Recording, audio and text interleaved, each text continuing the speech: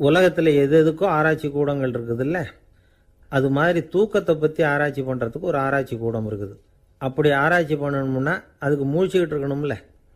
அதனால தான் அந்த ஆராய்ச்சி கூடம் இங்கே இல்லை. அமெரிக்காவில் பாஸ்டன் பல்கலைக்கழக மருத்துவமனையில் அது இருக்குது. அங்கே தூக்கத்தை பற்றி பலவிதமான ஆராய்ச்சிகள் பண்ணிகிட்டு இருக்கிறாங்க.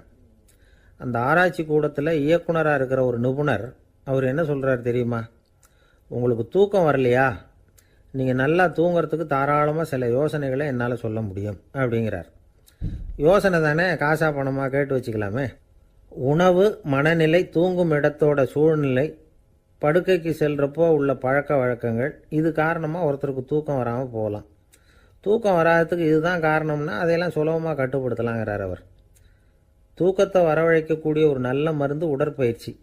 ஆனால் ஒன்று, படுக்க போகிற நேரத்தில் இது மாதிரி உடற்பயிற்சிகள் எல்லாம் செய்யக்கூடாது. கொஞ்சம் முன்னாடி பகல்லையே இந்த பயிற்சிகளை செய்கிறது நல்லது. தூக்கம் வராமல் அவதிப்படுறவங்க பிற்பகல் நேரங்களில் காஃபி, டீ இது மாதிரி பானங்களை சாப்பிடக்கூடாது. மது அருந்துறது கூட தூக்கத்தை பாதிக்கும். வெது வெதுப்பான நீரில் குளிக்கிறது, தியானத்தில் ஈடுபடுறது, ஓய்வாக இருக்கிறது, படுக்கிறது, அதாவது படுக்கிறதுக்கு முன்னாடி ஒரு குவளை பால் சாப்பிட்றது, இதெல்லாம் தூக்கத்தை வரவழைக்கிறது ரொம்ப உதவியாக இருக்கும். இன்னொரு விஷயம் என்னென்னா, தூங்கி ஆகணுமேங்கிற கவலை வேண்டியதில்லை. அப்படி நினச்சி கவலைப்படுறதை விட்டுடணும். தூக்கம் வரலையா, உடனே படுக்கையை விட்டு எழுந்திருக்க வேண்டியது. வெளியில் வாங்க, வேறு ஏதாவது வேலையில் ஈடுபடுங்க, கொஞ்சம் நேரம் உலாவுங்க, அல்லது ஏதாவது ஒரு புஸ்தகத்தை எடுத்து படிங்க. களைப்பு ஏற்பட்டால் மறுபடியும் படுக்கைக்கு போங்க. தூக்கம் தானே வந்துடும். ஒரு விஷயத்தை மட்டும் நல்லா ஞாபகத்தில் வச்சுக்கணும். படுக்கைக்கு போகிறப்போ உங்கள் மற்ற எல்லா பிரச்சனைகளையும் மறந்துடணும். அது எப்படி சார் முடியும்? அந்த நேரம் தானே எல்லா பிரச்சனையும் வரிசையாக ஞாபகத்துக்கு வருது அப்படின்னு நாம் நினைக்கலாம். ஆனால் பழக்கத்தில் அதை நாம் மாற்றிக்க முடியும். கொஞ்சம் முயற்சி பண்ணணும், அவ்வளோதான். இது எல்லாமே ஆராய்ச்சி பண்ணி பார்த்துட்டு அந்த நிபுணர் சொல்கிற கருத்து தான். இன்னொரு விஷயமும் அவர் சொல்கிறார். அது என்னென்னா, உடல் கோளாறு காரணமாக தூக்கம் வராமல் அவதிப்படுறவங்களுக்கெல்லாம் இந்த யோசனைகள் சரியாக வராது அப்படிங்கிறார். அதுக்கெல்லாம் மருத்துவ சிகிச்சை கொடுத்து தான் சரி பண்ணணும். சில பேருக்கு நடு ராத்திரியில் மூச்சு திணறல் ஏற்பட்டு தூக்கம் வராமல் போயிடும். ஊரெல்லாம் தூங்குறப்போ தான் மட்டும் தூங்காமல் மூழ்கிட்டு இருக்கிறது, ஊரெல்லாம் மூழ்கிட்டு இருக்கிறப்போ தான் மட்டும் தூங்குறது, இது மாதிரி கோளாறுகளால் சில பேர் பாதிக்கப்படலாம். காலு தசை முறுக்கிக்கிறதுனால சில பேருக்கு அடிக்கடி விழிப்பு வரலாம். மன அழற்சி காரணமாக சில பேருக்கு தூக்கம் வராது. இது மாதிரி கோளாறுகளுக்கெல்லாம் அதுக்கு தகுந்த மாதிரி சிகிச்சை கொடுத்து தான் சரி பண்ண வேண்டியிருக்கும். எந்த கோளாறும் இல்லாமல் தூக்கம் வரலைன்னா ஆரம்பத்தில் சொன்ன முறைகளை கடைப்பிடிச்சு பார்க்கலாம். தூக்கம் வந்ததுன்னா யோசனை சொன்ன அந்த நிபுணருக்கு நன்றி சொல்லலாம். ஒருத்தர், ஏன் சார் பஸ்ஸில் தூங்குறது கெட்ட பழக்கமானு கேட்டார். இல்லையே, நான் கூட பஸ்ஸில் போகிறப்ப தூங்கிட்டு தானே போவேன் அப்படின்னார் இன்னொருத்தர். அப்புறம் ஏன் என்ன டிரைவர் வேலை வேணாம்னு வீட்டுக்கு அனுப்பி வச்சுட்டாங்க அப்படின்னாராம் அவர். ஒருத்தரை பார்த்து உன்னுடைய நண்பர்கள் யார் அப்படின்னு ஒரு கேள்வி கேட்டு பாருங்க. கொஞ்சம் யோசிச்சு பதில் சொல்லுவாங்க. அவங்ககிட்டயே உன்னுடைய எதிரிகள் யார் அப்படின்னு கேளுங்க, கடகடன்னு ஒப்பிச்சிருவாங்க. நம்ம மனசு இருக்க, அது எப்படின்னா, நம்ம நண்பர்களை விட எதிரிகளை அது நல்லா ஞாபகத்தில் வச்சுக்கும். இது ஒரு ஆச்சரியமான உண்மை.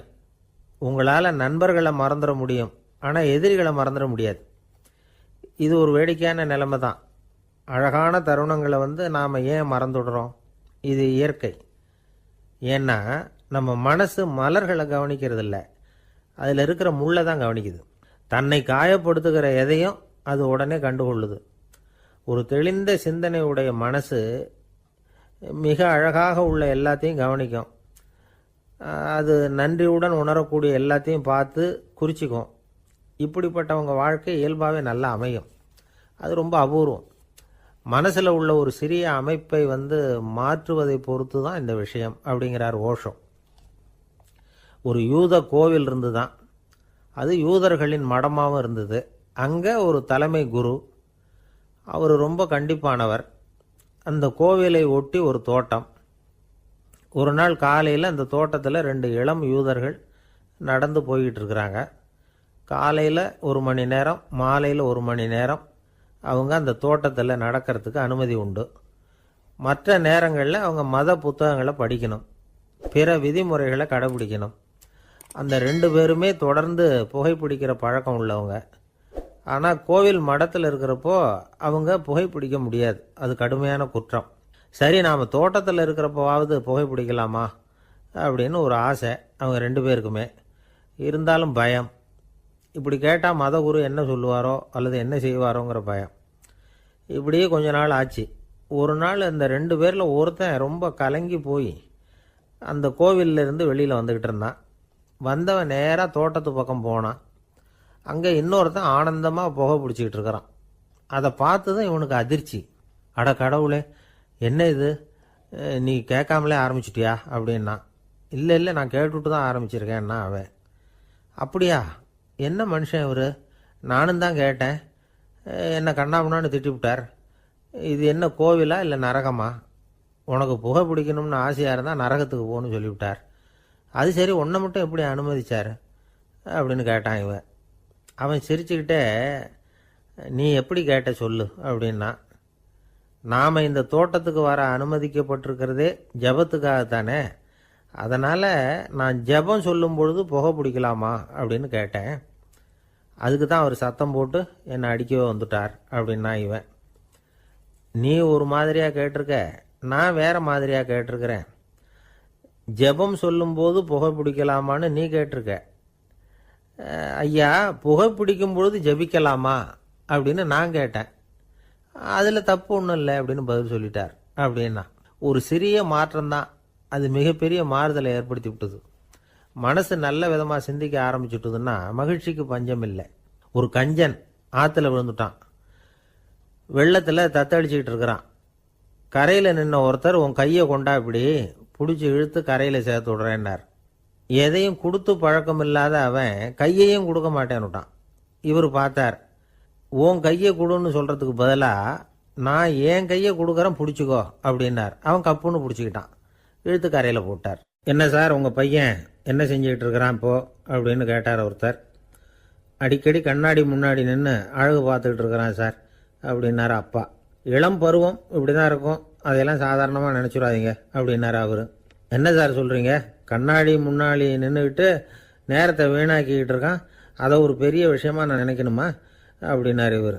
இளம் பருவத்தில் இளைஞர்களுக்கும் சின்ன பொண்ணுங்களுக்கும் அடிக்கடி கண்ணாடியில் பார்க்கணும்னு தோணும்.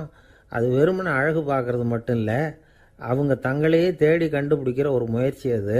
இது ஒரு மனோதத்துவ விளைவு. இது வரைக்கும் சின்ன பிள்ளையா இருந்துட்டோம், இனிமேல் நாமளும் மற்றவங்க மாதிரி மனிதர்கள் தான் அப்படிங்கிற உணர்வு அவங்களுக்கு வருது. தங்களோட முகம் எப்படி இருக்குது, அழகு எப்படி இருக்குது, உடம்பு நேரம் எப்படி இருக்குது, முடி எப்படி இருக்குது அப்படிங்கிறதையெல்லாம் கண்டுபிடிக்கிறாங்க. அதுக்கப்புறம் இன்னொரு ஆணோ பொண்ணோ தன்னை கவனிக்கணும் அப்படின்னு நினைக்கிறாங்க. இதெல்லாம் மனோதத்துவ உண்மைகள், இதெல்லாம் இயற்கை. இதை பார்த்துட்டு பெற்றவங்க பிள்ளைங்க கெட்டு போட்டாங்க அப்படின்னு நினைக்கக்கூடாது, அவங்கள திட்டிக்கிட்டே இருக்கக்கூடாது. இன்றைக்கி பல குடும்பங்களில் இதுதான் நடந்துக்கிட்டு இருக்குது. மனுஷ வாழ்க்கையிலேயே இப்படியும் இல்லாத அப்படியும் இல்லாத ஒரு பருவம் இளம் பருவம். 13லேருந்து 19 வயசுக்கு உட்பட்ட ஆண்கள் பெண்கள் இந்த வகையை சேர்ந்தவங்க, டீனேஜ் குரூப். இவங்களை சின்னவங்கன்னு நினச்சிட முடியாது, பெரியவங்கன்னு நினச்சிட முடியாது. இவங்க ரொம்ப சென்சிட்டிவ். சமூகம் நினச்சா இவங்களை நல்லவங்களாகவும் ஆக்கலாம், கெட்டவங்களாகவும் ஆக்கலாம். கொஞ்சம் அக்கறை எடுத்துக்கிட்டால் பெரிய பெரிய மேதைகளையும் விஞ்ஞானிகளையும் உருவாக்கலாம். ஆனால் நடக்கிறது என்ன தெரியுமா, அநேகமாக இவங்களை யாருமே சரியாக புரிஞ்சுக்கிறது இல்லை, இவங்களை சரியாக நடத்துறதும் இல்லை. இது வரைக்கும் நாம் சொல்கிறத கேட்டுக்கிட்டு இருந்தான், இப்போல்லாம் அவன் இஷ்டத்துக்கு நடக்க ஆரம்பிச்சுட்டான் அப்படின்னு வருத்தப்படுற பெற்றோர்கள் அதிகம். இது வருத்தப்படுற விஷயம் இல்லை, சந்தோஷப்பட வேண்டிய விஷயம். உங்கள் புள்ள சொந்தமாக யோசிக்க ஆரம்பிக்கிறதும் நடந்துக்க ஆரம்பிக்கிறதும் ஒரு தப்பான விஷயமா? அவன் கடைசி வரைக்கும் உங்கள் பேச்சையே கேட்டுக்கிட்டு இருக்கணுங்கிறது என்ன நியாயம்? இன்றைக்கி இளைஞர்களை பெரியவங்க தப்பாக புரிஞ்சுக்கிட்டு தவறாக நடத்துறதுனால தான் அவங்களுக்கு வெறுப்பு, எரிச்சல், மனக்கசப்பு எல்லாம் உண்டாகுது. பெற்றவங்க சரியாக மதிக்கிறது இல்லை அப்படிங்கிற ஒரே காரணத்தினாலேயே வீணாக போகிற பிள்ளைங்க இன்றைக்கி அதிகம். சரி, பெற்றவங்களுக்கு இன்றைக்கி என்ன தான் புத்தி சொல்ல வர்றீங்க அப்படின்னு கேட்குறீங்களா? நாம் எதையும் சொல்ல வரல, ஆனால் அது சம்பந்தமான சில நிபுணர்கள் சொல்லியிருக்கிறத உங்கள் காதில் போட்டு வைக்கலாம். அது என்னென்னா, பிள்ளைங்க கிட்ட அன்பு செலுத்துங்க. குழந்தையா இருந்தப்போ எவ்வளவு பாசமாக இருந்தீங்க, வளர வளர அதை ஏன் குறைச்சிக்கிறீங்க? பெற்றவங்களின் அன்பான வார்த்தைகளுக்கு ஏங்குறவங்க தான் இன்றைய இளைஞர்கள். அவங்க எதை சொன்னாலும் அதை அக்கறையாக காது கொடுத்து கேளுங்க, அலட்சியப்படுத்தாதீங்க. அவங்க விரும்புகிறது உங்ககிட்ட இருந்து ஒரு மதிப்பு, மரியாதை, அங்கீகாரம், இவ்வளவுதான். அவங்க அவங்களாவே முடிவுகள் எடுக்கட்டும், அதுக்கு நீங்கள் உதவியாக இருங்க, அது போதும். மற்றவங்க முன்னாடி, முக்கியமாக அவங்க நண்பர்கள் முன்னாடி அவங்கள பற்றி மட்டமாக பேசாதீங்க. அவங்கக்கிட்ட பொய் சொல்லக்கூடாது. நீங்கள் சொன்னது பொய்ன்னு தெரிஞ்சு போச்சுன்னா உங்கள் பேரில் அவங்களுக்கு இருக்கிற மதிப்பு போயிடும், நம்பிக்கை போயிடும். அவங்களுக்கு முன்னாடி நீங்கள் சண்டை போடக்கூடாது. உங்கள் பிள்ளைய எப்பவும் இன்னொரு பிள்ளையோட ஒப்பிட்டு பேசுகிற வேலையே வேணாம். கூட பிறந்த மற்றவங்களோட கூட ஒப்பிடக்கூடாது. இப்படி செஞ்சால் அவன் உங்ககிட்டையும் பிரியமாக இருக்க மாட்டான், அவங்ககிட்டையும் பிரியமாக இருக்க மாட்டான். புள்ள எங்கே போகிறான், என்ன பண்ணுறான் அப்படின்னுலாம் துப்பறிஞ்சிக்கிட்டு இருக்கக்கூடாது. இளைஞர்கள் தனிமையை விரும்புகிறவங்க. அவங்கள பெட்டியில் வச்சு மூடி பாதுகாக்கணும்னு நினைக்கக்கூடாது. அவங்கள எப்படி பாதுகாக்கிறது அப்படிங்கிறது அவங்களுக்கே தெரியும். உங்கள் புள்ள எப்படி நடந்துக்கணும்னு நீங்கள் எதிர்பார்க்குறீங்களோ அது மாதிரி நீங்கள் நடந்து காட்டுங்க, அது போதும். ஒரு வீட்டில் அப்பாவும் அம்மாவும் பேசிகிட்டு இருக்கிறாங்க. என்னங்க நம்ம பொண்ணு பெரியவளாயிட்டா, அடிக்கடி கண்ணாடி முன்னாடி போய் நின்றுக்கிட்டு இருக்கிறா, சீக்கிரமாக ஒரு பையனை பார்த்து கல்யாணத்தை முடிக்காமல் இப்படி மசன்னு கல் மாதிரி உட்காந்துருக்குறீங்களே அப்படின்னு சத்தம் போட்டாங்க அந்த அம்மா. அவசரப்படாத, பார்க்கறதுக்கு கண்ணுக்கு அழகாக லட்சணமாக புத்திசாலியாக ஒரு பையன் கிடைக்க வேணாமா, அதுதான் பார்த்துக்கிட்டு இருக்கிறேன் அப்படின்னார் அப்பா. இதுக்கு அந்த அம்மா சொல்கிறாங்க, எங்கள் அப்பா இப்படியெல்லாம் நினச்சிக்கிட்டு இருந்திருந்தா எனக்கு கல்யாணமே ஆயிருக்காது தெரியுமா அப்படின்னாங்களாம். 1816 வருஷம் செப்டம்பர் மாதம் 11 பிரான்ஸ் தேசத்தில் உள்ள ஒரு மருத்துவமனை. அங்கே ஒரு இளம் டாக்டர் கொஞ்ச நாளைக்கு முன்னாடி தான் அந்த ஆஸ்பத்திரியில் புதுசாக வேலைக்கு சேர்ந்துருக்கிறார். அவர் பேர் ரெனே லெனக். அவர் அன்னைக்கு காலையில் அந்த மருத்துவமனையில் அப்படியே ரவுண்ட்ஸ் வந்துக்கிட்டு இருக்கிறார். வார்டில் ஒரு படுக்கையில் ஒரு இளம் பெண் படுத்திருக்கிறா. அந்த பொண்ணுக்கு இருதய நோயாக இருக்கலாம்ங்கிறது மற்ற டாக்டர்கள் சந்தேகம். அந்த காலத்துல எல்லாம் ஒருத்தருடைய இருதய துடிப்பை தெரிஞ்சுக்கணும்னா நோயாளியின் மார்பில் டாக்டர் காதை வச்சு பார்த்து தான் தெரிஞ்சுக்கிறது வழக்கம். ஆனால் இந்த பெண்ணும் இளம் பெண், அந்த டாக்டரும் புதுசாக சேர்ந்துருக்கிறவர். அதனால் பரிசோதனை பண்ண தயங்கினார். கொஞ்ச நேரம் யோசனை பண்ணார். திடீர்னு ஒரு ஞாபகம் வந்தது அவருக்கு. அதாவது அன்னைக்கு விடியற் காலையில் தோட்டத்தில் அப்படி வாக்கிங் போயிட்டு இருந்தப்போ சின்ன பசங்கள்லாம் ஒரு மரக்கட்டையை வச்சு விளையாடிட்டு இருந்தாங்களாம். அதை இவர் பார்த்துருக்கிறார். அது என்ன விளையாட்டுனா, ஒரு நீளமான மரப்பலகை, அதில் ஒரு முனையில் ஒரு பையன் தன்னுடைய காதை வச்சுக்கிட்டு இருக்கிறான், மறுமுனையில் இன்னொரு பையன் அந்த மரப்பலகையை ஒரு ஆணியால் கீறிக்கிட்டு இருக்கிறான். ஒரு முனையில் ஆணியால் கீறும் பொழுது மறுமுனையில் காதை வச்சிருக்கிற பையனுக்கு அந்த சத்தம் துல்லியமாக கேட்குது. அந்த டாக்டருக்கு காலையில் பார்த்த இந்த விளையாட்டு ஞாபகத்துக்கு வந்துட்டுது. உடனே என்ன பண்ணார் தெரியுமா, ஒரு நீளமான காகிதத்தை எடுத்தார். அதை அப்படியே உருளை மாதிரி உருட்டினார். ஒரு முனையை அந்த நோயாளியின் மார்பில் இடது பக்கம் வச்சார், இன்னொரு முனையில் தன்னுடைய காதை வச்சார். என்ன ஆச்சரியம், நோயாளியின் மார்பில் நேரடியாக காதை வச்சு கேட்குறத விட துல்லியமாக கேட்டுது இதய துடிப்பு. இதய துடிப்பு மட்டும் இல்லை, மூச்சு இழுத்து விடுறது, திரவ பொருள்களின் அசைவு, எல்லா சத்தமும் தெளிவாக கேட்குது. கிரேக்க மொழியில் ஸ்டெத்தாஸ் அப்படின்னா மார்பு, ஸ்கோப்பின் அப்படின்னா பார்ப்பதுன்னு அர்த்தம். அதனால் டாக்டர் ரெனே லெனக் தான் கண்டுபிடிச்ச கருவிக்கு ஸ்டெத்தஸ்கோப் அப்படின்னு பேர் வச்சார். அவரே முதல் மாடலையும் செஞ்சார். அளவு ரொம்ப பெருசாக இருந்தது, சுலபமாக எடுத்துகிட்டு போகிறது கஷ்டம், அது அவ்வளோ கஷ்டமாக இருந்தது அது. அதனால் அவரே அதை அப்புறம் 2 பிரிவாக தயார் பண்ணார். இது 2 துண்டையும் டாக்டர் தன்னோட கோட்டு பாக்கெட்டில் வச்சுக்கலாம், தேவைப்படுறப்ப எடுத்து ஒன்றா சேர்த்துக்கலாம். இப்படி தான் அவர் ஆரம்பத்தில் பண்ணார். தன்னுடைய இந்த கண்டுபிடிப்பை பற்றி அவர் ஒரு புத்தகம் எழுதினார். நிறைய விற்றுது, புகழும் பணமும் சேர்ந்தது. பணமும் புகழும் சேர்ந்தது மாதிரியே அவருக்கு ஒரு நோயும் சேர்ந்தது. அது என்ன நோயின்னு கண்டுபிடிக்கிறதுக்கும் அவர் கண்டுபிடிச்ச கருவி தான் உபயோகப்பட்டு தான். அவரே அதை கண்டுபிடிச்சார். அவருக்கு வந்திருந்தது காச நோய். 1826 வருஷம் ஆகஸ்ட் மாதம் 13 உலகத்தின் முதல் ஸ்டெதஸ்கோப்பை கண்டுபிடிச்ச டாக்டர் ரெனே லெனக் காலமானார். அவர் சாகிறதுக்கு முன்னாடி மரத்தால் செஞ்சு வச்சிருந்த ஸ்டெதஸ்கோப்பை தனக்கு வேண்டியப்பட்ட ஒரு டாக்டர்கிட்ட கொடுத்து, என்னுடைய சொத்துக்கள்லேயே ரொம்ப வசந்தது அப்படின்னு சொன்னாராம். அதுக்கப்புறம் 3 வெள்ளைக்காரங்க சேர்ந்து இந்த கருவியில் சில மாற்றங்களை பண்ணாங்க. ஆனால் 1829 லண்டனில் டாக்டர் நிக்கோலஸுங்கிறவர் ஒரு காதால் இதய துடிப்பை கேட்குறத விட டாக்டர் 2 காதாலையும் கேட்கறது தான் சரியாக இருக்கும் அப்படின்னு ஒரு கருத்தை வெளியிட்டார். அதுக்கப்புறம் ரொம்ப காலம் கழித்து 1852 ஜார்ஜ் காமான் அப்படிங்கிறவர் ரப்பர் டியூபுகளை உபயோகப்படுத்தி 2 காதாலையும் கேட்குற மாதிரி ஒரு புதிய வடிவத்தை அதுக்கு கொடுத்தார். அதுக்கு பிறகு அது படிப்படியாக எவ்வளவோ மாற்றங்கள் இருந்தாலும் ஆரம்பத்தில் டாக்டர் ரெனே லெனக் உருவாக்கின அடிப்படை மாடலை யாரும் மாற்றி அமைக்கலைங்கிறது தான் முக்கியமான விஷயம். நமக்கு தெரிஞ்ச ஒரு ஆஸ்பத்திரி, அதில் ஒரு நோயாளி, காலை நேரத்தில் நர்ஸு அந்த பக்கமாக போயிட்டு இருந்தாங்க. அதை பார்த்துட்டு ஒரு நர்ஸுன்னு கத்துறார். நர்ஸு அவசரமாக ஓடி என்ன விஷயம்னு கேட்டாங்க. சிஸ்டர், இங்கே பாருங்கள், உங்கள் டாக்டரை என் நெஞ்சில் ஒரு காதை வச்சு கேட்டுக்கிட்டு இருக்கிறார் அப்படின்னார் நோயாளி. சிஸ்டர் பதட்டப்படாமல், அதனால் என்ன, இந்த டாக்டர் பழமையான விஷயங்களில் ரொம்ப நம்பிக்கை உள்ளவர், அதனால் ஸ்டெத்தாஸ்கோப்பை உபயோகப்படுத்தாமல் காதை வச்சு கேட்குறார், அது ஒன்றும் தப்பு இல்லை அப்படின்னாங்களாம். ஐயோ, அதுக்காக இல்லை சிஸ்டர், இவர் என் நெஞ்சு மேலே தலையை வச்சது நேற்று ராத்திரி 9 மணி, இப்போ விடிஞ்சு போச்சு, இன்னமும் தலையை எடுக்கவே இல்லை, அதுக்காக தான் சந்தேகப்பட்டு உங்களை கூப்பிடுறேன் அப்படின்னாராம். அரேபிய நாடு, அங்கே ஒரு ஆட்சி தலைவர், அரேபிய நாட்டு ஆட்சி பொறுப்பை ஏற்றுக்கிட்டவர். அவர் ஆட்சி பொறுப்பை ஏற்றுக்கிட்ட பிறகு ஒரு நாள் ஒரு தெருவில் நடந்து போய்கிட்டு இருந்தார். அவர் தோளில் ஒரு பெரிய துணி மூட்டை, அதை சுமந்துக்கிட்டு கடத்தெருவை நோக்கி அவர் போய்கிட்டு இருக்கிறார். வழியில் அவரை சந்திச்சார் உமர். அவர் கேட்டார், கலீஃபா அவர்களே, எங்கே புறப்பட்டுட்டீங்க அப்படின்னு கேட்டார். கலீஃபான்னா ஆட்சி தலைவர்னு அர்த்தம். இதுக்கு அவர் சொன்னார், நான் துணி வணிகம் செய்கிறவன், அதனால் துணி வியாபாரம் செய்கிறதுக்காக போயிட்டுருக்கிறேன்னார். நீங்கள் இப்போ இந்த நாட்டுக்கு ஆட்சி தலைவர், ஆட்சி பொறுப்பில் இருக்கிறீங்க, நீங்கள் வியாபாரம் செய்ய போட்டால் அரசு பணிகளை செய்கிறது யார் அப்படின்னு கேட்டார் அவர்.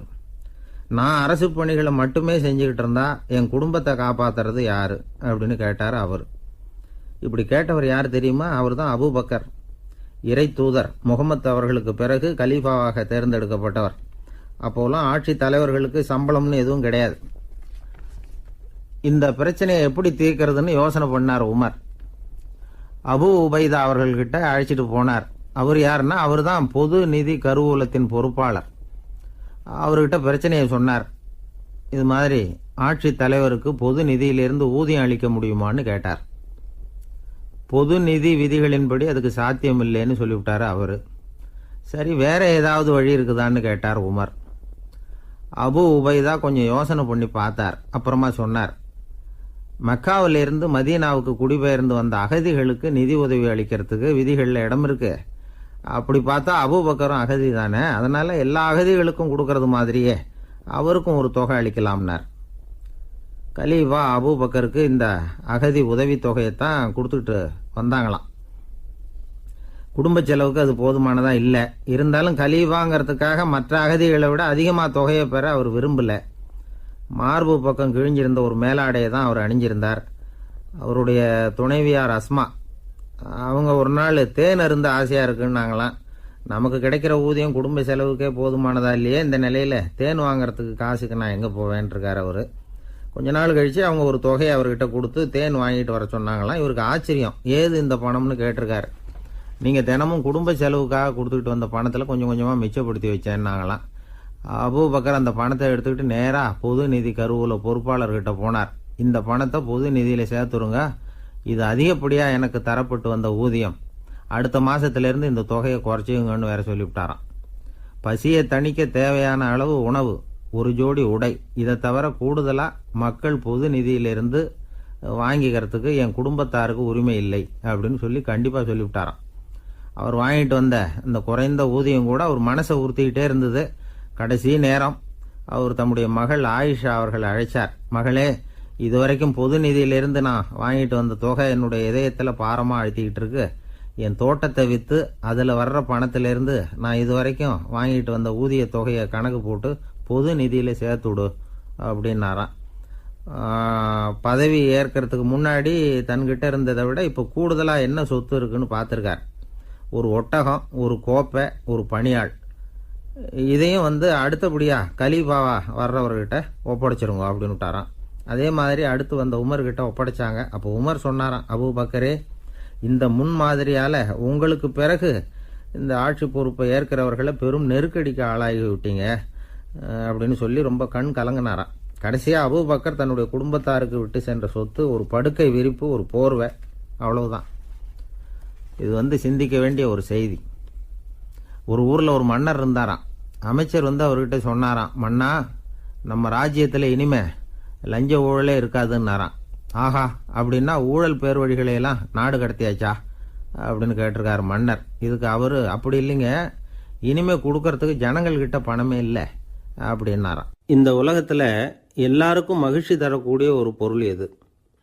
இது ஒரு முக்கியமான கேள்வி.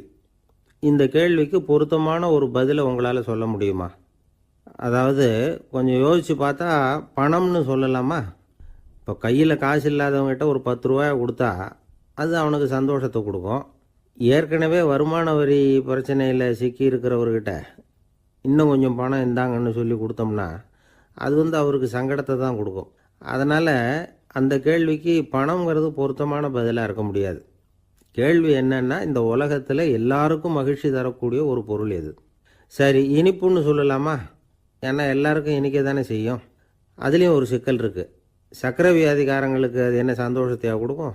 ஆக எல்லாருக்கும் வேறுபாடு எதுவும் இல்லாமல் மகிழ்ச்சியை கொடுக்கக்கூடியது வேற ஏதோ ஒன்று இருக்குது. அது என்னன்னு கண்டுபிடிக்கணும். அதுதான் இன்றைக்கி தகவல்.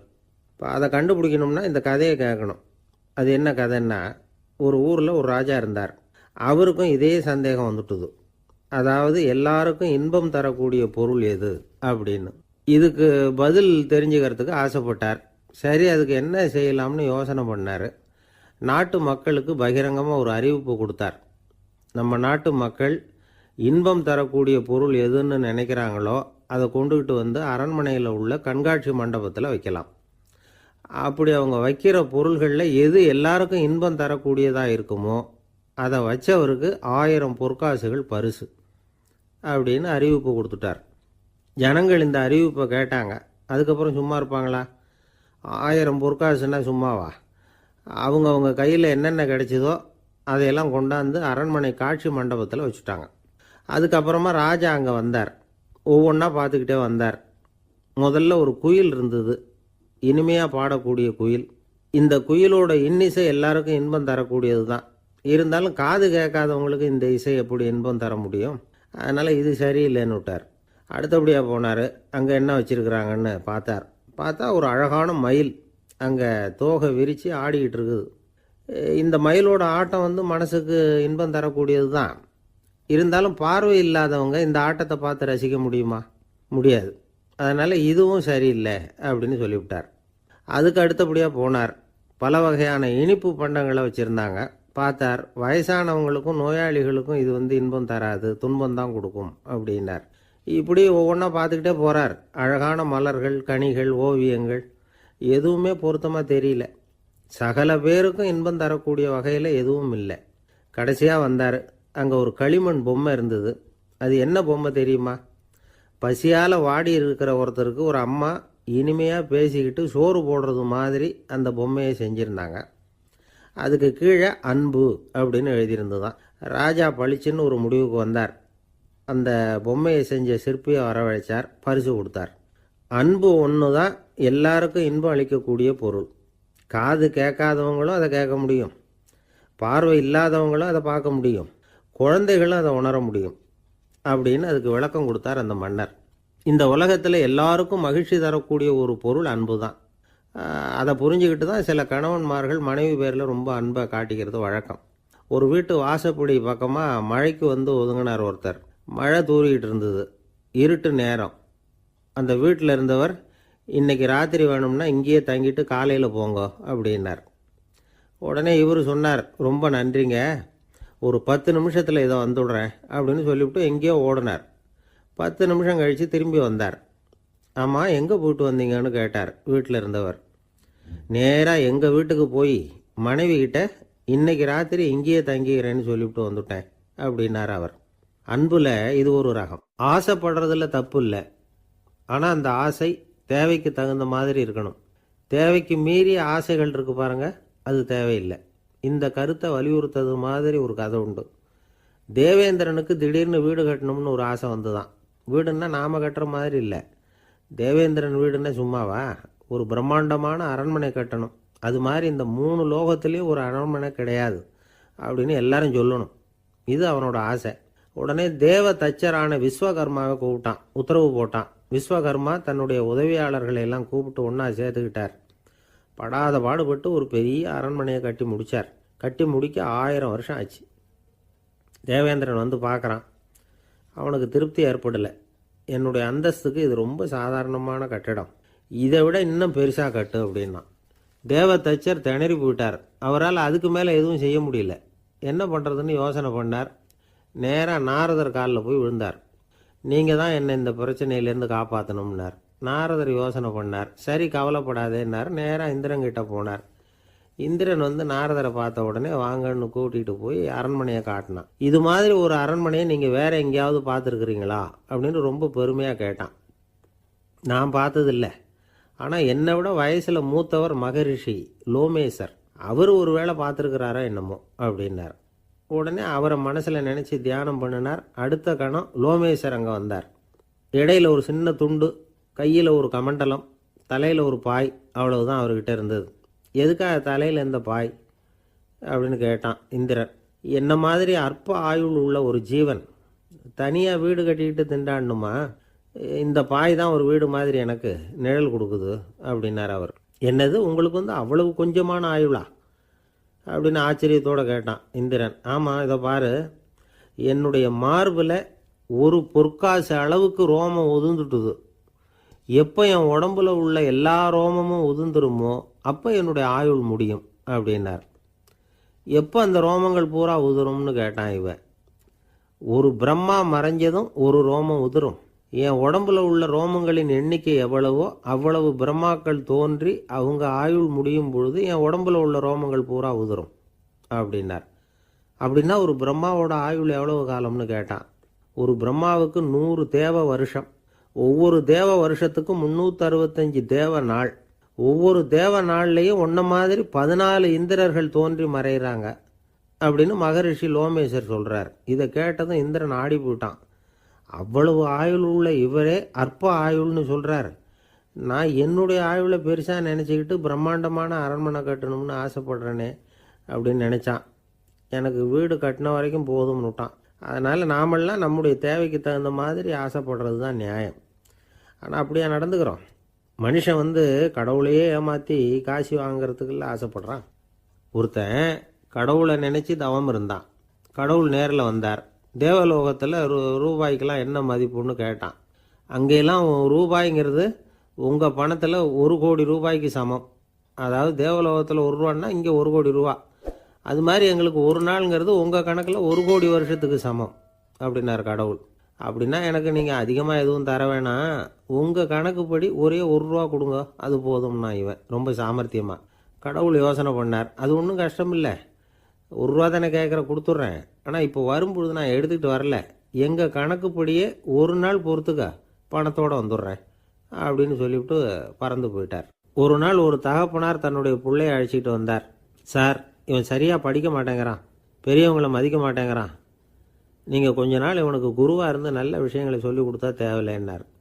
பெரியவங்களையே மதிக்காதவன் எப்படி என்ன மதிக்க போகிறான் அப்படிங்கிறது நமக்கு யோசனை வரும் இல்லையா? வேணாங்க, என்னை விட்டுருங்க அப்படின்னோம். அவர் விட மாட்டேன்னு விட்டார். இல்லைன்னா அவரே சிஷ்யன் ஆகிடுவார் போல இருந்தது. சரி, வேறு வழி இல்லாமல் அந்த பையனையே என்னுடைய சீடை நான் ஏற்றுக்கிட்டு உபதேசம்லாம் பண்ண ஆரம்பித்தோம்.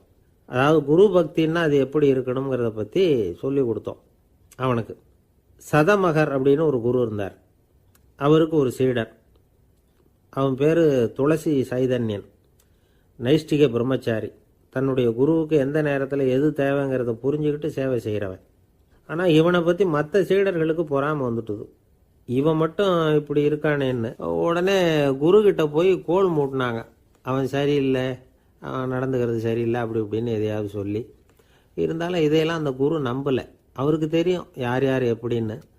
துளசி சைதன்யன் பெருமையை மற்ற சீடர்களுக்கு உணர்த்தணும் அப்படின்னு நினைச்சார்.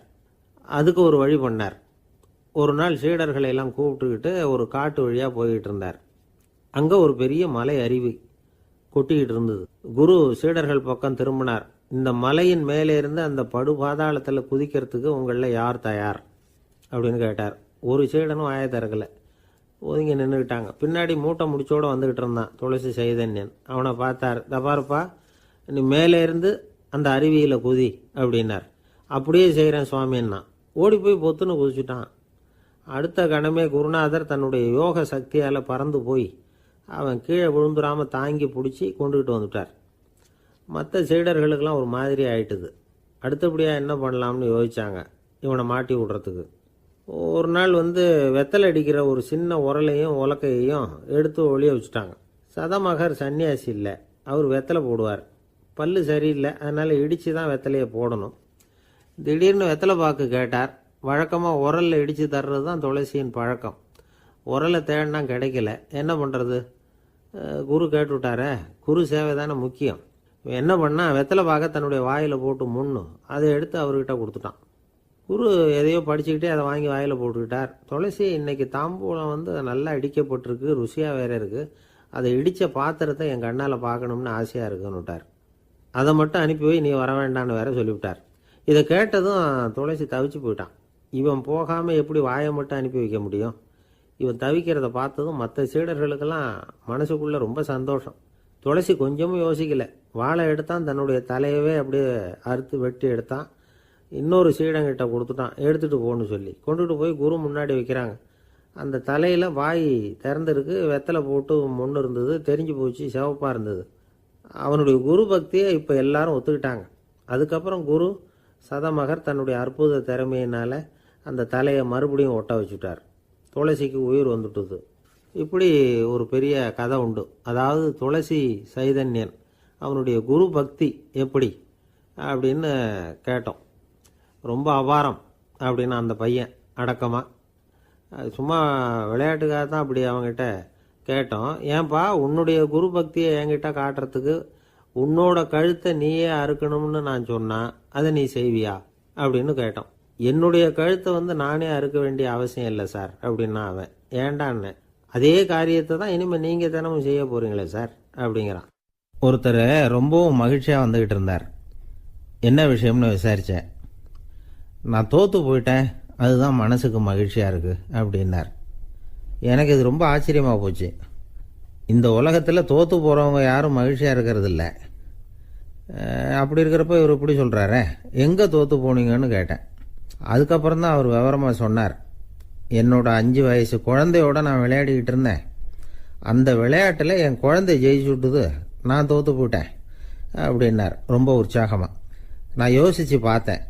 அதாவது நாம் சின்ன குழந்தையாக இருக்கிறப்போ எந்த விளையாட்டில் கலந்துக்கிட்டாலும் அதில் நாம் தான் ஜெயிக்கணும்னு ஒரு வெறி நமக்குள்ளே இருக்கும்.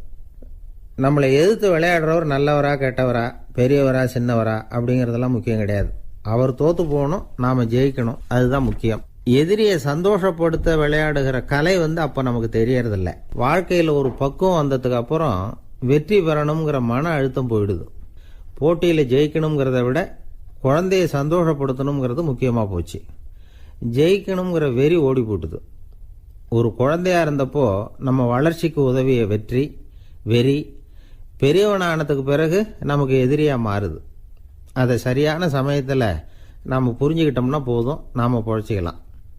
ஒவ்வொரு மனுஷனுமே வாழ்க்கையோட அடுத்த கட்ட வளர்ச்சியில் அடி எடுத்து வைக்கிற நேரத்தில் தன்கிட்ட இருந்து ஏதோ ஒரு குணத்தை அல்லது தன் குணம் இருந்த ஏதோ ஒரு உறவை வந்து நாம் இழக்கத்தான் வேண்டியிருக்குது. ஒரு கட்டம் வரைக்கும் உதவியாக இருந்த குணம் அடுத்த கட்டத்துக்கு தடையாக கூட மாறிடலாம். இந்த பரிமாண மாற்றத்துக்கு உள்ளாகிற ஒவ்வொருத்தரும் பிரத்யட்சமாக இதை உணர்றாங்க. ஆனால் பல பேர் எப்படின்னா பழசை திறந்துவிட்டு புதிய கொள்கைகளை உருவாக்கிக்கிறதுக்கு இஷ்டம் இல்லாமல் இருந்துடுறாங்க, அல்லது அப்படி செய்ய முடியாமல் தவிக்கிறாங்க. இதையெல்லாம் மீறி அந்த பழசை திறந்துட்டா அதை இழந்ததால் உண்டாகிற மன அழுத்தம் சில காலத்துக்கு வருத்திக்கிட்டு தான் இருக்கும், வேறு வழி இல்லை.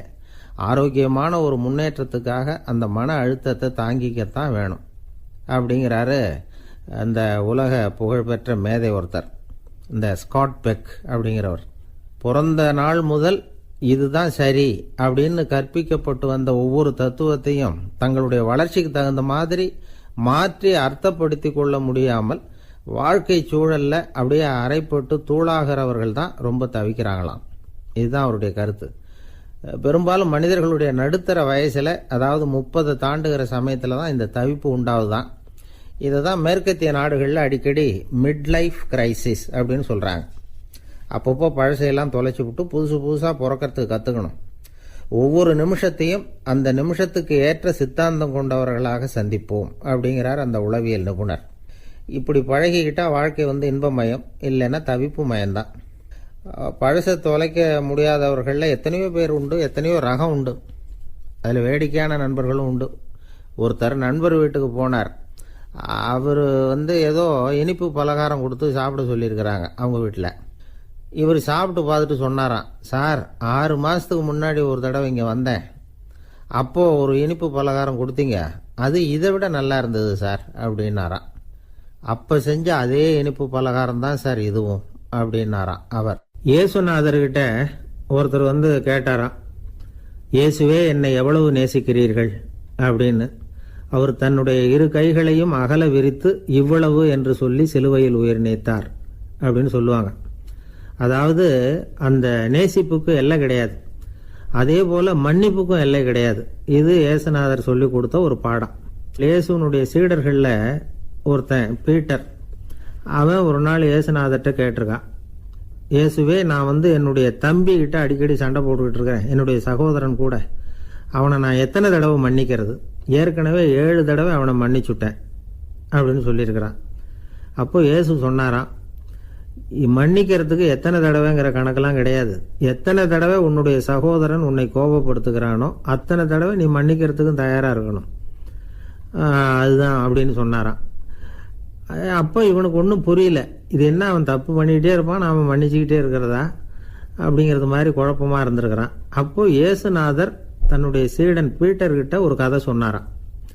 அந்த கதை இன்றைக்கு நாம் வந்து எல்லாரும் சிந்தித்து பார்க்க வேண்டிய ஒரு கதை.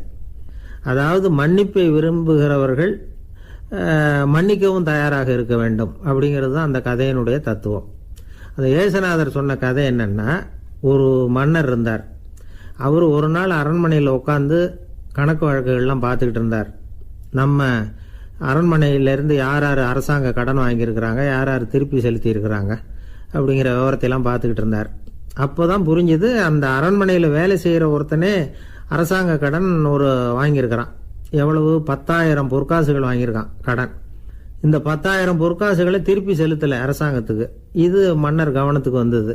உடனே நம்ம அரண்மனையில் இருக்கிறவனே அரசு கடன் வாங்கி திருப்பி செலுத்தாமல் இருக்கான், அவனை கூப்பிட்டு வாங்கன்னு சொல்லி கூப்பிட்டுட்டு வந்தாங்களாம். விசாரிச்சிருக்கிறாங்க, என்னப்பா நீ எவ்வளவு ஒன்று? ஆமாங்க 10,000 பொற்காசுகள் வாங்கியிருக்கிறேன், இன்னும் திருப்பி கட்டலைன்றான். உடனே அவர் மன்னர் சொல்லியிருக்கிறார், நம்ம சட்டத்திட்டப்படி நீ உடனே பணத்தை திருப்பி கட்டிடு, அப்படி உன்னால் கட்ட முடியலன்னா உன்னுடைய வீடு வாசல் சொத்து சுகம் எல்லாத்தையும் விற்று அந்த பணத்தை அரசு கருவூலத்தில் சேர்த்துக்கிறதுக்கு நானே ஏற்பாடு பண்ணிடுறேன் அப்படின்னு அந்த மன்னர் சொன்னாராம். இவன் அப்படியே அதிர்ச்சி ஆகிட்டான், அப்படியே பொத்துன்னு காலில் விழுந்தானா, மன்னா என்னை மன்னிச்சுங்க, என்னால் முடியல, எனக்கு மன்னிப்பு கொடுங்க அப்படின்ட்டுருக்கான். உடனே அவர் எழுந்திரிச்சு, சரி நீ மன்னிப்பு கேட்டுவிட்ட, அதனால் உன்னை மன்னிக்கிறேன், நீ பணம் கட்ட வேண்டாம் அப்படின்னு சொல்லி அந்த மன்னர் அவனை விட்டுட்டாராம். பணத்தையும் தள்ளுபடி கொண்டார், நீ திருப்பி கட்ட வேண்டான்னு. இவனுக்கு ரொம்ப மகிழ்ச்சி, அதனால் ரொம்ப உல்லாசமாக வந்துகிட்டு இருக்கிறான். தெருவில் வந்துக்கிட்டு இருக்கிறப்ப இவங்கிட்ட கடன் வாங்கின ஒருத்தன் எதுக்கு வந்துக்கிட்டு இருக்கான். அவன் இவங்கிட்ட ஒரு 100 பொற்காசுகள் கடன் வாங்கியிருக்கான். அவன் வந்தான், இவன் போய் அவன் சாட்டையாக பிடிச்சிக்கிட்டான், நீ எப்படா என் கடனை திருப்பி கொடுக்க போகிறேன்னு. அவன் இப்போ முடியல, கொஞ்சம் பொறுத்துக்கா, அப்புறம் தரேன் இருக்கான். அதெல்லாம் முடியாது, நீ கொடுத்து தான் ஆகணும் அப்படின்னு இவன் புடிவமாக சொல்கிறான்.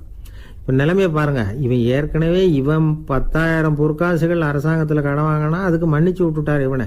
ஆனால் இவன் இன்னொருத்தனை மன்னிக்கிறதுக்கு தயாராக இல்லை. இவங்கிட்ட கடன் வாங்கின இன்னொருத்தன் 10 பொற்காசுகள், அவனை மன்னிக்க தயாராக இல்லை. அவனை கொண்டு போய் நீதிமன்றத்தில் கொண்டு போய் நிறுத்தி தண்டனை வாங்கி கொடுத்துட்டான்.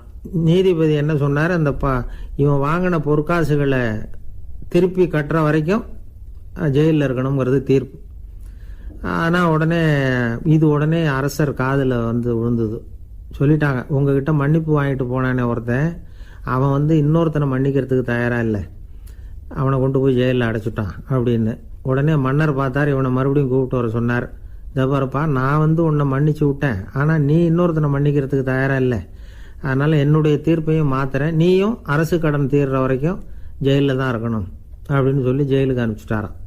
இப்படி ஒரு கதையை இயேசுநாதர் தன்னுடைய சீடருக்கு சொன்னதாக ஒரு வரலாறு.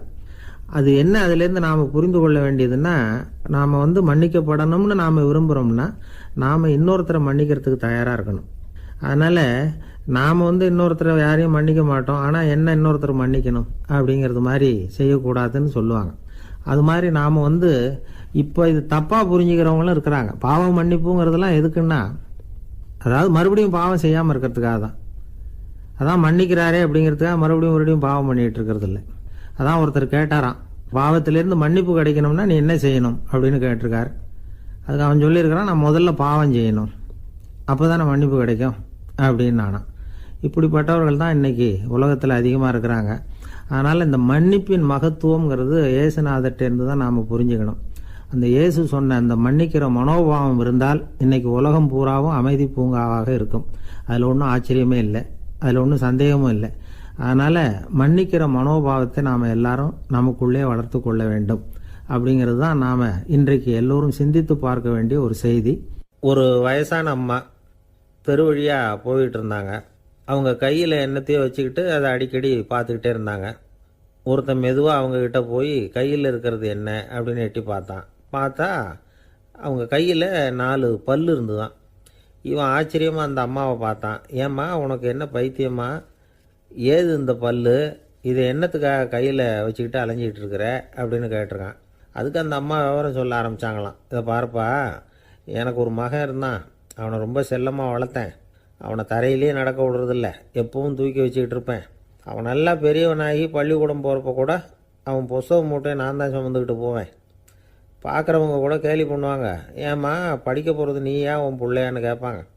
அவன் இன்னைக்கு எவ்வளோ பெரிய மனுஷன் ஆகிட்டான், வெளிநாட்டில் பெரிய உத்தியோகத்தில் இருக்கான். சமீபத்தில் இங்கே வந்துட்டு போனான். ஒரு நாள் ஏதோ கோபத்தில் என்ன அரைஞ்சுட்டான். அப்போ இந்த 4 பல்லும் கீழே விழுந்துட்டுது. இன்னமும் கூட விழுந்திருக்கும், ஆனால் பல்லு தான் இல்லை. என் புள்ள அரைஞ்சதுனால விழுந்த பல்லு இல்லையா அது. அதனால் இதை எப்பவும் என் கையிலேயே வச்சுக்கிட்டு ஆசையோடு பார்த்துக்கிட்டு இருக்கிறேன். அவன் தான் வெளிநாட்டுக்கு போட்டான், அவனை பார்க்க முடியாத ஏக்கத்தை நான் இந்த பல்லை பார்த்து போக்கிக்கிறேன் அப்படின்னு நாங்களாம் அந்த அம்மா. இந்த கதை எதுக்காகன்னா, தாய் அன்பு அப்படிங்கிறது எப்படிப்பட்டதுங்கிறத புரிஞ்சுக்கிறதுக்காக. கல்யாணம் ஆனதுக்கு அப்புறம் தாயை மறந்து விடுறவங்க எத்தனை பேர் இந்த உலகத்தில், அவங்க காதில் வேணுங்கிறதுக்காக தான் இந்த தகவல். ஆனால் ஒரு விஷயம் மட்டும் நல்லா புரிஞ்சுக்கணும், தாயை மதிக்க தெரிஞ்சவங்க தான் இன்றைக்கி வாழ்க்கையில் எல்லா விதத்துலேயும் முன்னுக்கு வந்திருக்கிறாங்க. வேணும்னா விசாரித்து பார்த்துக்குங்க. இன்னொரு அம்மா இருந்தாங்க. அவங்க தினமும் ஒரு கோயிலுக்கு வருவாங்க. சாமியை பார்த்து, கடவுளே நான் இறந்து போனால் நரகத்துக்கு போகணும் அப்படின்னு வேண்டிக்குவாங்களாம். எல்லாரும் சொர்க்கத்துக்கு போகணும்னு தானே கடவுள்கிட்ட வேண்டிக்குவாங்க. இந்த அம்மா தினம் நான் நரகத்துக்கு போகணும் அப்படின்னு வேண்டிக்கிறாங்க. அங்கே இருந்த அர்ச்சகருக்கு இது சந்தேகம். ஒரு நாள் அதை நேரடியாகவே அவங்கக்கிட்ட கேட்டுவிட்டார். அதுக்கு அந்த அம்மா பதில் சொன்னாங்களாம், ஐயா எனக்கு கல்யாணம் ஆகி ரொம்ப நாள் வரைக்கும் குழந்தை பாக்கியம் இல்லாமல் இருந்தது. கோயில் குளம் எல்லாம் சுற்றி வந்தேன். ரொம்ப நாள் கழித்து ஒரு குழந்தை பிறந்தது, ஆண் குழந்தை. அவனை நான் ரொம்ப செல்லம் கொடுத்து வளர்த்தேன். அதோட விளைவு என்ன ஆச்சுன்னா, அவன் ரொம்ப மோசமாக ஆயிட்டான். கெட்ட பழக்க வழக்கம்லாம் கற்றுக்கிட்டான். அவன் இறந்து போனால் நிச்சயம் அவனுக்கு நரகம்தான் கிடைக்கும். அந்த அளவுக்கு கெட்டவன் அவன். அப்படிப்பட்ட காரியங்கள்லாம் பண்ணிகிட்ருக்கான், எனக்கு தெரியும். இவனுக்காக நரகத்தில் கூட யாரும் தயவு காட்ட மாட்டாங்க, தாட்சண்யம் காட்ட மாட்டாங்க. அதனால் இவனுக்கு முந்தி நான் இறந்து நரகத்துக்கு போயிட்டா அங்கே இவனை கவனிச்சிக்கலாமே, இவனுக்கு பணிவிடை செய்யலாமேன்னு பார்க்குறேன் அப்படின்னு நாங்களாம். அதனால தான் நான் நரகத்துக்கு போகணும்னு தினம் ஆண்டவனை வேண்டிகிட்டு இருக்கிறேன் அப்படின்னு கண்கலங்கி அந்த அம்மா சொன்னாங்களாம். அதுதான் தாய் உள்ளம்ங்கிறது. தாயின் பெருமையை சரியாக உணர்ந்துட்டா அவங்களுக்கு எப்பவும் எந்த கஷ்டமும் வராது. இது ஏதோ உபதேசத்துக்காக சொல்கிற வார்த்தை இல்லை, உண்மையான வார்த்தை. இந்த விவரத்தையெல்லாம் நண்பர் ஒருத்தர்கிட்ட சொல்லிகிட்டு இருந்தேன். அவர் கொஞ்ச நாள் கழித்து என்னை தேடி வந்தார். அவர் கையிலேயே 4 பல்லு வச்சுருந்தார். என்னங்க ஆச்சு, ஏதுங்க அந்த பல்லு அப்படின்னு விசாரித்தோம். உங்கள் உபதேசத்தை கேட்டுவிட்டு இந்த உலகத்தில் எல்லாரையும் தாயாக நினைக்க ஆரம்பிச்சிட்டேன். ஒரு அம்மாவை கடத்தரில் பார்த்து தாயேன்னு கூப்பிட்டேன். அவங்க உடனே பலார்னு என்னை அரைஞ்சிட்டாங்க, பல்லு விழுந்துட்டுது. அதை தான் பொறுக்கி எடுத்துக்கிட்டு நேராக உங்களை தேடி வந்துக்கிட்டு இருக்கிறேன்னார். தாயேன்னு தானே கூப்பிட்டீங்க, அதுக்கு ஏன் அரைஞ்சாங்க அப்படின்னு கேட்டோம். நான் தாயேன்னு கூப்பிட்டது அவங்க காதில் நாயேன்னு விழுந்துட்டு தான், அதுதான் அப்படி ஆயிட்டுது அப்படின்னார். ஊருக்கு வெளியில் அமைதியான ஒரு இடம், அங்கே ஒரு ஆசிரமம், அங்கே ஒரு சாமியார். அவர் தினமும் நல்ல போதனைகள்லாம் செய்வார். பல பேர் போய் அங்கேயே சில நாள் தங்கி இருந்து அவர் சொல்கிற அறிவுரைகளை எல்லாம் கேட்டுக்கிட்டு வர்றது வழக்கம். ஒரு தடவை அவரை பார்த்துட்டு போகிறதுக்காக 3 வெளியூர் தம்பதிகள் வந்தாங்களாம். அந்த மடத்திலேயே சாப்பிட்டுக்கிட்டு தங்கியிருந்து அவங்களுடைய போதனைகளை கேட்டுக்கிட்டு போகணுங்கிறது அவங்க நோக்கம். காலையில் குளிச்சுட்டு பூஜையில் உட்காந்தார் அந்த சுவாமி. இவங்களும் குளிச்சுட்டு அந்த பூஜையை பார்க்கறதுக்காக அவர் முன்னாடி உட்காந்தாங்க. பூஜை ஆரம்பமாச்சு. சம்பிரதாயப்படி அது ரொம்ப நேரம் நடந்துக்கிட்டே இருக்குது. இவங்களுக்கு நல்ல பசி இருந்தாலும் இந்த நேரத்தில் அதை எப்படி வெளியில் காட்டிக்கிறது? பேசாமல் இருந்தாங்க. அந்த சுவாமி பூஜையை முடித்தார். அதுக்கப்புறம் பேச ஆரம்பித்தார். பேச்சு அருமையாக தான் இருந்தது, அமிர்தமாக தான் இருந்தது. இருந்தாலும் இவங்களுக்கு இருக்கிற வயிற்று பசி அது சரியாக கவனிக்க விடலை. அந்த சுவாமியே இதை கவனித்ததா தெரியல. இவங்களுக்கு மனசுக்குள்ள ஒரு எண்ணம், உள்ளே சாப்பாடு தயாராகிட்டு இருக்கும் போல இருக்கு, இந்த பேச்சு முடிஞ்சது நம்மளை உள்ளே அழைச்சிட்டு போய் சாப்பாடு போடுவாங்கன்னு நினைக்கிறோம் அப்படின்னு இவங்களாம் நினச்சிக்கிட்டாங்க. ஆனால் சுவாமி இதை பற்றி எதுவுமே பேசலை, கண்டுக்கலை. ஒரு அம்மாவால் அதுக்கு மேலே சும்மா இருக்க முடியுமா? முடியல. சாப்பாட்டை கவனிக்கலாமா அப்படின்னு சொல்லி மெதுவாக ஆரம்பித்தாங்க. கவனிக்கலாமே அப்படின்னு உள்ளே அழைச்சிட்டு போனார் சுவாமி. இவங்க ரொம்ப அவசரமாக எழுந்திருச்சு உள்ளே ஓடினாங்க. அங்கே ஒரு மேஜை மேலே ஒரு கிண்ணம் மூடி இருந்தது. இதுதான் சாப்பாட்டு மேஜை போல இருக்கு, இங்கே சாப்பாடு வந்துடும் அப்படின்னு நினச்சாங்க. உடனே போய் சுற்றி உட்காந்துக்கிட்டாங்க. சுவாமி அந்த கிண்ணத்தை எடுத்து அந்த அம்மா கிட்ட கொடுத்தார். அவங்க அதை வாங்கி மூடியை திறந்து பார்க்குறாங்க. உள்ளே ஒரு சாவி இருக்குது. சரிதான், இது சமையலறை சாவி போல இருக்கு. அங்கே போய் அதை திறந்து சாப்பாட்டை நாமே எடுத்துக்கிட்டு வந்து இங்கே வச்சுக்கிட்டு சாப்பிடணும் போல இருக்கு அப்படின்னு நினச்சாங்க. சாவி இருக்கு இல்லையா, வாங்க பூட்டு நிறையா காட்டுறேன் அப்படின்னு சுவாமி அவங்கள அழைச்சிட்டு போனார், காட்டினார். இவங்க அந்த அறையை ரொம்ப ஆவலோடு திறந்தாங்க. உள்ளே பார்த்தா அங்கே அரிசி, பருப்பு, விதவிதமான காய்கறி எல்லாம் இருக்குது. சமையலுக்கு வேண்டிய மிளகாய், எண்ணெய், பால், தயிர், நெய் இப்படி எல்லாமே இருக்குது. அடுப்பு, விறகு, நெருப்பு போட்டி அது கூட அங்கே இருக்குது. சாப்பாடு தயாராக இருக்கும்னு நினச்சிக்கிட்டு போனால் இப்படி இருக்குதே அப்படின்னு சொல்லி அதை பார்த்ததும் ரொம்ப சோர்ந்து போட்டாங்க அவங்க. சுவாமி, என்ன இது சாப்பாடு இல்லையா அப்படின்னாங்க. அதுதான் சாப்பாட்டுக்கு வேண்டிய எல்லாம் இங்கே இருக்குதே. அடுப்பு மூட்டி நீங்கள் தான் அவங்கவுங்க ருசிக்கு தகுந்த மாதிரி சமைச்சிக்கணும். இந்த சன்னியாசிக்கு எப்படி சமைக்க தெரியும் அப்படின்னு கேட்டார் சுவாமி. சாப்பாடு தயாராக இருக்கும்னு நாங்கள் எதிர்பார்த்தோம் அப்படின்னாங்க. நீங்கள் இப்படி சொல்லுவீங்கன்னு நானும் எதிர்பார்த்தேன். இது வரைக்கும் நான் எவ்வளவோ தத்துவம்லாம் எடுத்து சொன்னேன். எல்லாத்தையும் விட இதுதான் அனுபவபூர்வமான தத்துவம். ஆண்டவன் நமக்கு நல்ல மனசை கொடுத்துருக்குறான், நல்ல வாய்ப்புகளையும் தந்திருக்கிறான், அதையெல்லாம் பயன்படுத்திக்கக்கூடிய மூளையையும் சிந்தனையையும் கொடுத்துருக்குறான். அதனால் அடுப்பை தான் நீங்கள் மூட்டணும். அடுப்பை நீங்கள் தான் மூட்டணும். உங்களுக்கு உகந்ததை நீங்கள் தான் சமைச்சு ருசித்து அனுபவிக்கணும். ஆண்டவனே அதை செஞ்சுக்கிட்டு இருக்க மாட்டான் அப்படின்னாராம் அந்த சுவாமி. நம்முடைய வாழ்க்கையில் பல நல்ல பலன்களை பெறறதுக்கு நாம் தான் முயற்சி பண்ணணும். அதுக்குரிய சூழ்நிலையை தான் ஆண்டவன் கொடுப்பானே தவிர அதை விளக்கிறதுக்காக தான் அந்த சுவாமி அப்படி செஞ்சு காட்டியிருக்கிறார். இது ஒரு பெரியவர் இப்படி ஒரு விளக்கம் கொடுத்தார். அதுக்கப்புறம் அந்த 3 தம்பதிகளும் தெளிவடைஞ்சுட்டாங்களாம். நாம் தெளிவடைகிறது எப்போங்கிறது தான் தெரியல அப்படின்னு பல பேர் இதை கேட்டுட்டு சொல்லிகிட்டு இருக்கிறாங்க. இந்த கதையை நம்முடைய நண்பர் ஒருத்தர்கிட்ட சொன்னேன். அந்த நண்பர் ரொம்ப சந்தோஷப்பட்டார். நீங்கள் சொல்கிறது கரெக்டு சார், ஆனால் நான் அதை விட ஒரு படி மேலே சார். எனக்கெல்லாம் அரிசி, பருப்பு இருக்கிற ரூம் எதுன்னு கையை காட்டிட்டா போதும். உடனே கிண்ணத்துலேருந்து சாவியை எடுத்து கொடுக்கணுங்கிற அவசியம்லாம் இல்லை எனக்கு. அப்புறம் எப்படி ரூமை திறந்துருவீங்க அப்படின்னு கேட்டேன். பூட்டை உடைச்சி திறந்துருவேன், அதுதான் எனக்கு பழக்கம் அப்படிங்கிறார். நண்பர் இருக்கார். எப்போ பார்த்தாலும் கையில் ஒரு புத்தகம் இருக்கும். புத்தகம் இல்லாமல் எங்கேயும் புறப்பட மாட்டார். எதுக்காக இப்படி எடுத்துகிட்டு போகிறீங்க அப்படின்னு கேட்டால், எனக்கு இது ஒரு நல்ல நண்பன் மாதிரி. இந்த காலத்தில் எங்கே போனாலும் காத்திருக்க வேண்டியிருக்கு. அது மாதிரி சமயத்தில் நான் நண்பன் கூட பேசிக்கிட்டு இருப்பேன் அப்படிம்பாரான். ஒருத்தர் ஒரு பெரிய அரச பதவியில் இருந்தார். அவர் பதவியிலேருந்து இறங்க வேண்டிய சூழ்நிலை. அரசு கொடுத்துருந்த வீட்டை விட்டுட்டு வெளியில் வர்றார். வரும்பொழுது 2 கையிலையும் 2 பெட்டியை எடுத்துகிட்டு வந்தாராம். சார், உங்களுடைய உடைமைகள் அப்படின்னு கேட்குறாங்க அங்கே இருந்த ஊழியர்கள். இவர் தன்னுடைய கையில் இருக்கிற பெட்டியை காட்டி, இதுதான் என்னுடைய சொத்து அப்படின்னாராம். ஒரு பெட்டியில் அவருடைய உடைகள், இன்னொரு பெட்டியில் அவர் விரும்பி படிக்கிற புத்தகங்கள். அவ்வளவுதான். இதுதான் இருந்துதான். புத்தகம் படிக்கிறது மனசுக்கு நல்லதுங்கிறது நமக்கு தெரியும். புத்தக வாசிப்பு உடம்புக்கும் நல்லதுங்கிறாங்க. அது நமக்கு ஆச்சரியமாக தான் இருக்குது. ஒரு நபர் ஒரு வருஷத்தில் சராசரியாக 2000 பக்கங்களை படிச்சிருக்கணுமா, யுனெஸ்கோ பரிந்துரை.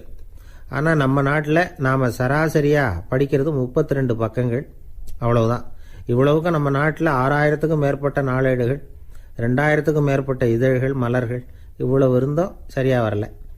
இந்த உலகத்தில் முதல் நூலகம் எங்கே எப்போ ஆரம்பமாச்சு தெரியுமா? கிமு 2500ஆம் ஆண்டில் அது ஆரம்பமாயிருக்குது.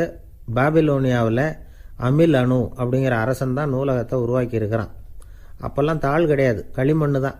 களிமண் பலகைகளில் எழுதி அது தொகுத்து அப்படியே நூலாக்கி அதை நூலகத்தில் வச்சுருப்பாங்களாம். அரசருடைய நூலகத்தில் 1000க்கும் மேற்பட்ட நூல்கள் இருந்ததாக வரலாற்று குறிப்பு இருக்குது.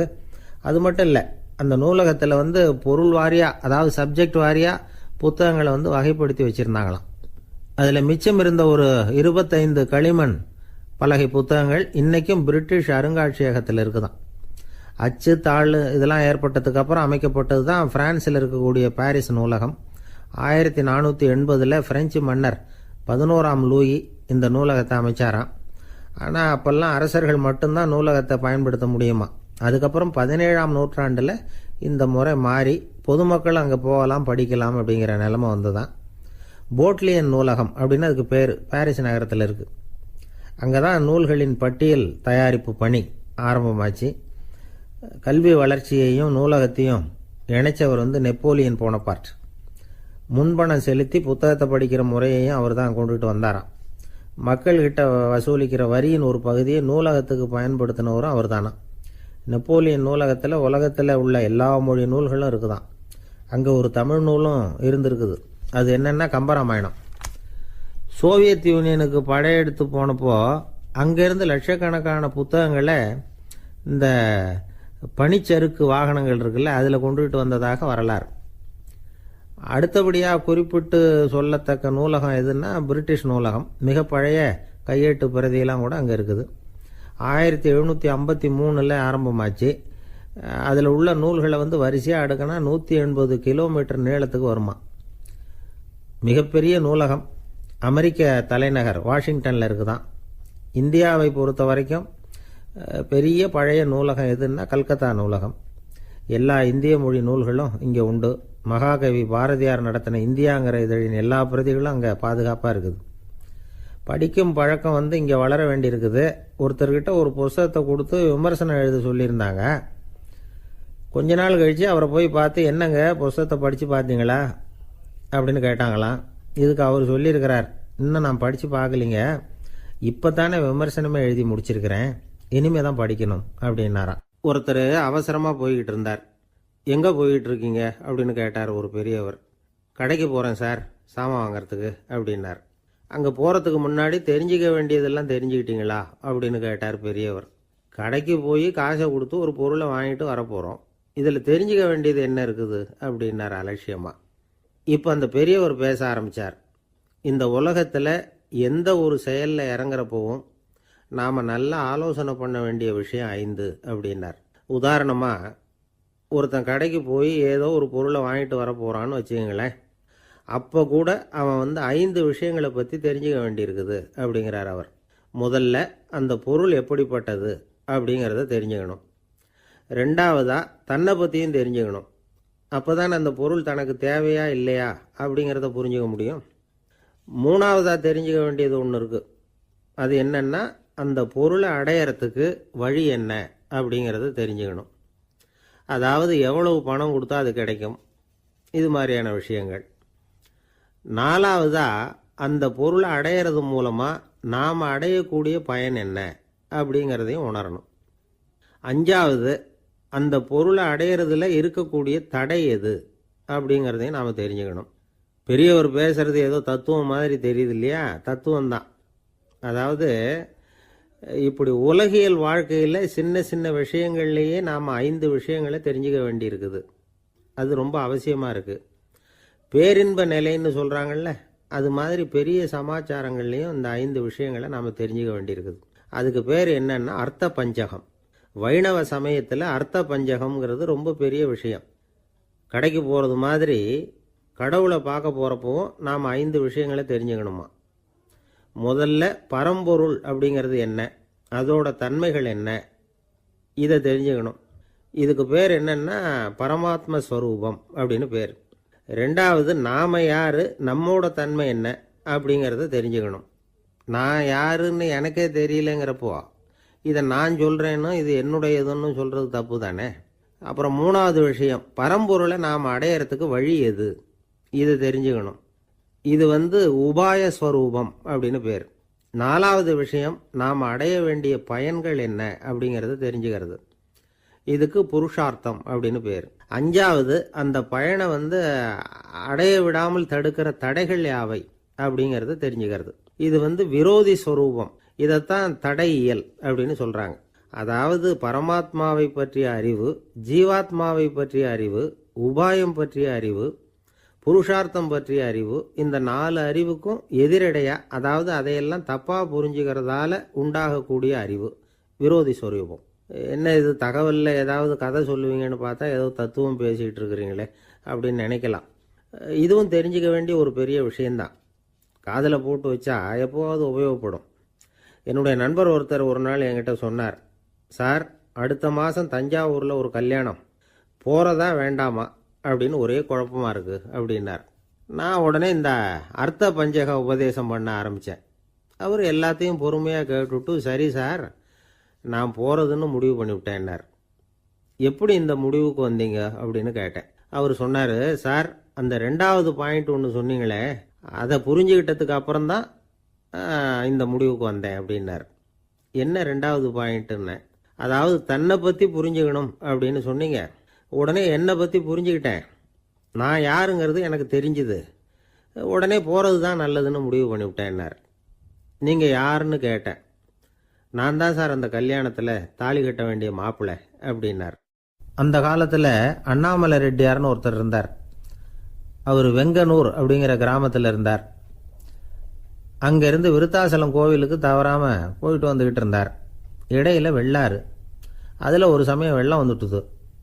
இவரால் போக முடியல. அதோட விளைவு வெங்கனூர்லேயே ஒரு கோவில் கட்டணும் அப்படின்னு முடிவு பண்ணார், சிவாலயம். அந்த சமயத்தில் வடநாட்டில் பஞ்சம். அதனால் அங்கே இருந்த பல சிற்பிகள் தென்னாட்டை நோக்கி வர ஆரம்பித்தாங்க. அவங்க வெங்கனூர் வழியாக வர்றது தெரிஞ்சதும் இவர் போய் பார்த்தார். இங்கே ஒரு கோவில் கட்டணும், அதுக்கு நீங்கள் உதவணும்னார். பஞ்ச காலத்தில் இப்படி ஒரு வாய்ப்பு கிடைச்சதில் அவங்களுக்கும் ரொம்ப மகிழ்ச்சி. உற்சாகத்தோடு ஒத்துக்கிட்டாங்க. ஆலய திருப்பணி ஆரம்பமாச்சு. அவங்களுக்கு வேண்டிய எல்லா வசதிகளையும் இவர் செஞ்சு கொடுத்தார். அவங்களுக்கு எந்த குறையும் இல்லாமல் பார்த்துக்கிட்டார். அது மட்டும் இல்லை, ஒவ்வொரு நாளும் அங்கே வருவார். உங்களுக்கு என்ன வேணும் எது வேணும்னு கேட்பார். ஏதாவது குறை இருந்தால் சொல்லுவாங்க, உடனே தீர்த்து வைப்பார். இவரும் கேட்பார், எந்த குறையாக இருந்தாலும் என்கிட்ட சொல்லுங்க அப்படின்னு சொல்லுவார். அதை தவிர இவராகவே கவனிச்சும் அவங்களுக்கு என்னென்ன தேவைங்கிறத கண்டுபிடிச்சி அதையெல்லாம் கொடுத்துக்கிட்டு இருப்பார். என்ன தேவைன்னாலும் அதை நிறைவேற்றி வச்சுருவார். அந்த சிற்பிகளின் தலைவன் ஒருத்தன், அந்த ஆளுக்கு வெத்தலை பாக்கு போடுறது பழக்கம். இதை தெரிஞ்சுக்கிட்டு அதுக்காகவே ஒரு ஆளை ஏற்பாடு பண்ணார். வேணுங்கிறப்போலாம் நீ வெத்தலை சீவல் மடித்து கொடுக்க வேண்டியது உன் வேலை அப்படின்னு ஒருத்தனை ஏற்பாடு பண்ணிட்டார். இப்படியெல்லாம் செஞ்சதும் அவங்களுக்கும் ரொம்ப உற்சாகம். ரொம்ப பொறுப்பாக சிற்ப வேலைகளை செஞ்சுக்கிட்டு இருக்கிறாங்க. ஒரு நாள் என்னாச்சு தெரியுமா? அந்த சிற்பிகளின் தலைவன் ரொம்ப நுணுக்கமாக ஒரு வேலையை செஞ்சுக்கிட்டு இருக்கிறான். சாரம் போட்டு அது மேலே படுத்துக்கிட்டு அண்ணாந்து பார்த்து உச்சியில் நுணுக்கமான சிற்பங்களை உருவாக்கிக்கிட்டு இருக்கான். சிற்பியின் கவனம் செதறப்படாதுங்கிறதுனால இவர் மெதுவாக சத்தம் போடாமல் கிட்ட போய் நின்று அதை கவனிச்சுக்கிட்டு இருக்கிறார். அந்த சிற்பி வழக்கம் போல